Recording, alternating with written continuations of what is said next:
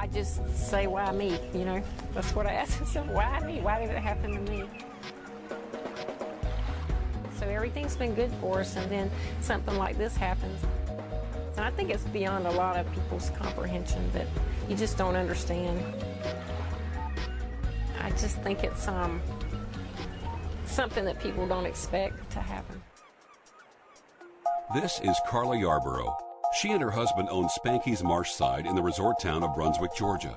In August 2006, somebody hacked into their point-of-sale system. What happened in our case was we were hacked into, and the magnetic data, which I didn't even know that we were storing in the hard drive, was taken, and then new cards were made and sold over the internet. Carla didn't learn of the breach until February of the following year, so the criminals were in her system, freely taking personal information for nearly 7 months, and Carla had no idea. It was very, I just felt like I had been blindsided by something, because I just was not aware that that could even happen to me or to us. A similar well-publicized case made headlines in early 2006. The victim was TJX, a company that owns such stores as TJ Maxx and Marshalls.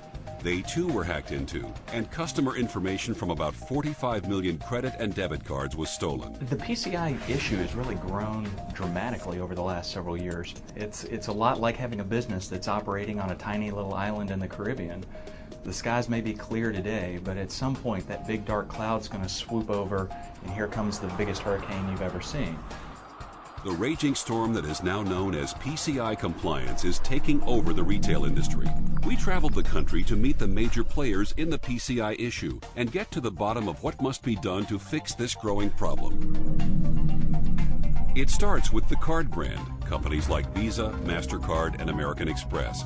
They are the first to learn if a breach has occurred. They look for common point-of-sale purchases on cards that report fraud. This is their way of learning exactly which businesses have been compromised. Next, the card brand notifies the acquiring bank, which is the middleman between the merchant and the card brand, and is in charge of the actual transaction. Once the acquiring bank informs the merchant of the fraud, it can be a downward spiral of confusion and financial frustration. Visa's really taken a leadership role in the area of data security, and together with the other payment card brands, we created the Payment Card Industry Security Standards Council, which is the owner of the PCI data security standards. Formed in 2004, PCI DSS is a list of industry tools and measurements to ensure safe handling of sensitive information. It consists of 12 requirements and multiple sub-requirements to guide the building and maintenance of secure payment networks. That's really what we're concerned about. We want to make sure that cardholder data is protected anywhere that it's stored, processed, or transmitted throughout the payment system. But what we're finding more and more frequently is that it's compromises of full magnetic stripe data, which is basically the data that's encoded within the magnetic stripe on the back of the card. The information on that magnetic stripe is what is often being stolen, and this information is a cash cow for criminals. Unfortunately, many retailers don't even know they're storing this information on their point-of-sale system. The information isn't needed after a transaction has been authorized. I think that when a compromise occurs, what merchants risk is the loss of trust of their customers, as well as the loss of the actual data that they may put at risk. This stolen data costs a lot of money.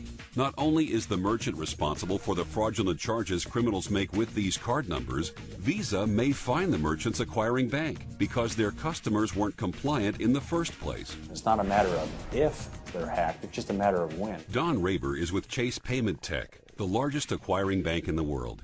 As the middleman between merchants and card brands, acquiring banks are the first to receive any fines for non-compliancy. They normally pass these fines on to the merchant, but sometimes this is simply not possible. The hacker has taken, say, 1 million cards. That is going to easily grow into a very large sum from the standpoint of fines. Typically, Visa or MasterCard fine upwards between $20 and $30 a card. If they can't pay it, then remember I mentioned earlier that Visa and MasterCard, they fine us first and we pass the fine on. If the merchant can't pay the fine, then we're left holding the bag. It's a huge financial risk for us. In Carla Yarborough's case, her acquiring bank is making sure they avoid that risk by holding on to money that comes in from her credit card transactions. They can take money and hold it because they may be fined by Visa or MasterCard, and if they're fined by Visa or MasterCard, they don't want to have to take the risk of getting their money back from you, so they're going to keep it over there and make sure that they those fines are taken care of. As Carla sees less of a profit from her business, the next step she faces is a forensic audit. This is to determine just how long the criminals have been attempting to hack into the credit card information. The cost to Carla for this audit? $10,000. We make it easy for them to understand something that's very complex. Don Douglas is the CEO of ComplyGuard Networks, a company that provides PCI compliance tools and services to merchants and service providers. He says it's the smaller merchants that need to pay close attention. Some people think these smaller breaches simply because they're not reported on a regular basis, just because they lack the flair of big retailers. But it's been tracked down that 85% of these data breaches come from merchants who process less than 1 million transactions a year. Don says this misconception can cost merchants a lot of money, possibly even their business. Some people are surprised how large they can be because they think, well, they're a tiny business. But the exposure of what the credit card fraud can cause on a national basis is tremendous. And so they're dealing with shock. A lot of times they're dealing with the fact that this may put them out of business. Industry experts say these hackers are criminals who are a part of a sophisticated, organized group. On the systems they break into, they often leave an encryption to let other criminals know they've already been there. The message? Don't steal my work. Because of their cyber intelligence, these criminals are nearly impossible to catch. The standards are getting tougher and stricter, and we're blocking the way that certain thieves are going about obtaining the data. Unfortunately, they're getting smarter too. And what they're doing is they're changing their methods to breach this data. And not only are they changing their methods on how they obtain it, they're more sophisticated in how they monetize it. So it's something that requires continuous testing, continuous monitoring, continuous work to make sure that you stay compliant. It's not a one-time event, and that's one of the things that people have to get clear in their minds. It is sad because it's like the small business person is taking the brunt of the whole thing. Because somebody is out there breaking the law, we're having to pay for it one way or the other, if not by closing your doors, by having to pay out big sums of money.